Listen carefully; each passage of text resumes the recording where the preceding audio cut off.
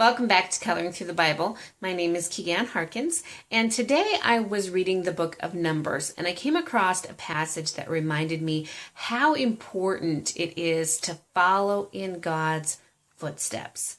Now, the passage is Numbers chapter 9, verses 15 through 23. It's basically reminding everyone that the Israelites didn't wander around unguided, and we often refer to them as wandering in the desert, but they weren't left on their own. They weren't unguided. The Bible tells us that by day there was a cloud that would settle over the tabernacle, and at night that cloud appeared as fire. And if the cloud lifted over the tabernacle and began to move out, the people packed up and followed it. If the cloud settled, then they made camp. And the verses that really spoke to me so loudly were actually verses 22 and 23, which says, "Whether the cloud stayed over the tabernacle for 2 days, or a month, or a year, the Israelites would remain in camp and not set out. But when it lifted, they would set out. At the Lord's command, they encamped, and at the Lord's command, they set out." And I love that. We don't know when God is going to call us to stay someplace for 2 days, or a month, or a year, or 20 years. But we need to be prepared to set out when His command says it's time to move on. I mean, following in God's footsteps can be one of the hardest acts of obedience for us, but it is fundamental to our faith because it is acknowledging that our trust for God is more than our comfort level, that we trust God to set time limits on where we're at in our life. I mean, how hard is it to pack up and move on when we're enjoying what we're doing in the moment? There are things that we do that are good. I mean, I'm not even talking about sin. I'm talking about things that we do that are good, that are beneficial, that God puts us in the situation, but there's a limit on the amount of time that we're meant to spend there. We call it seasons of our life or different chapters of our life, but the idea is the same. There are things that we do, places that we live and work that are not meant to be permanent residences. And the opposite's true. I mean, there are times that I want to move quickly through an area of my life, a season of my life, especially if it's hard or it's unpleasant. But sometimes God has allotted a time for that season, and it's a bit longer than I want it to be, but God knows exactly what He's doing, and He knows how long I should be there, whether it's 2 days or a month or a year. So the question is very personal. Will we choose to follow in God's footsteps or make our own? Can we walk away or stay according to God's timetable?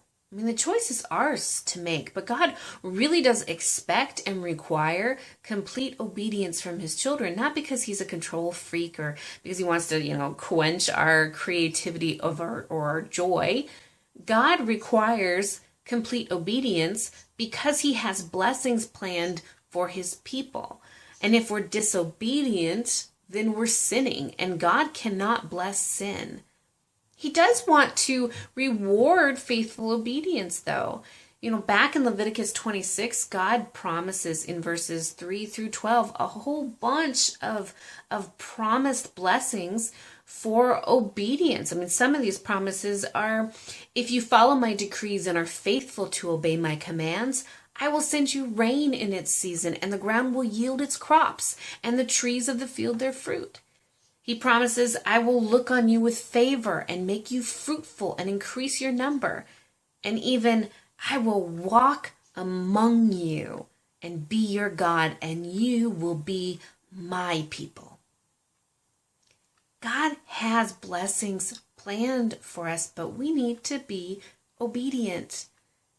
We need to walk in obedience, and that means that when He says stay, we stay, not begrudgingly, not dragging our feet, not throwing a little tantrum that we don't want to be here, but because we trust God, we stay.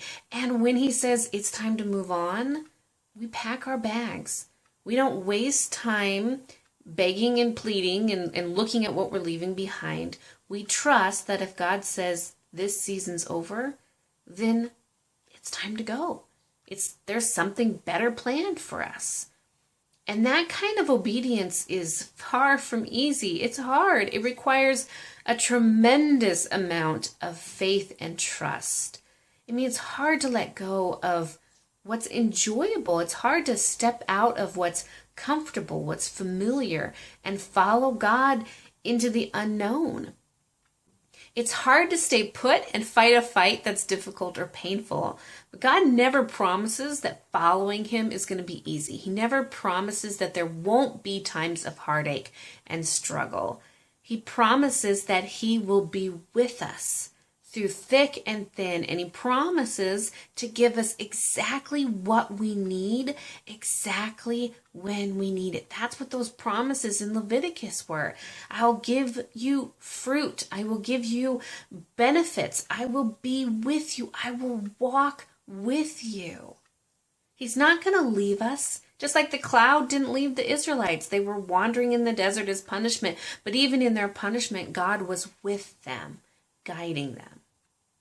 So can we be obedient enough to follow His lead?